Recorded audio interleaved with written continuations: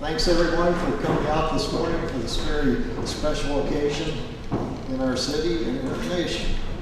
Not only was our flag adopted on June 14th, but in 1775 on June 14th, our United States Army was also established. Colorado Springs and the Pikes Peak region has long, proud, and enduring connection with the United States military and with the brave men and women that wear our country's uniform. While all veterans are deserving of our appreciation today and every day, we are here to honor and recognize a specific group of veterans, those that were held as prisoners of war. The museum is currently developing a new exhibit titled So Far From Home, The American Prisoner of War Experience in World War II. This exhibit will open on Saturday, July 17th. There are many POWs, POW widows, and families living in Colorado Springs that have stepped forward to help the museum with this important new exhibit. If you were a prisoner of war, would you please stand or raise your hand to be recognized?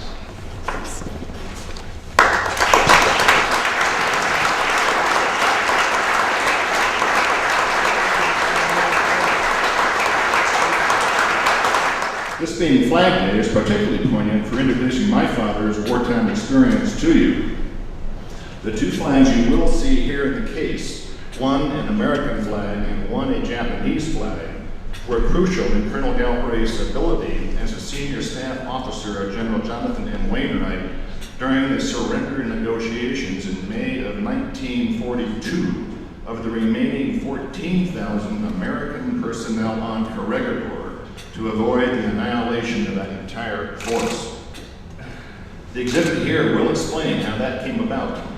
It will also explain how, 3.5 years later, in August of 1945, following their rescue release in Manchuria by an OSS team, that flag was the first American flag that Colonel Galbraith and his fellow prisoners of war set their eyes on. The flags of our fathers is a theme that has resonated since the publication of that volume 10 years ago. This is the flag of my father,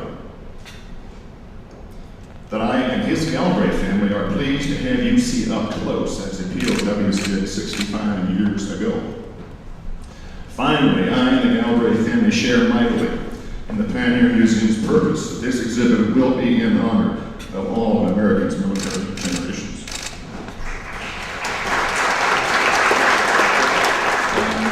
It is a flag that is part of General Clark's collection. It was used for the funeral of Corporal C.C. Miles of South Camp in Stalag III, and I believe it was also used for other burials in Stalag III. It was a flag made by the Germans because of the Geneva Convention.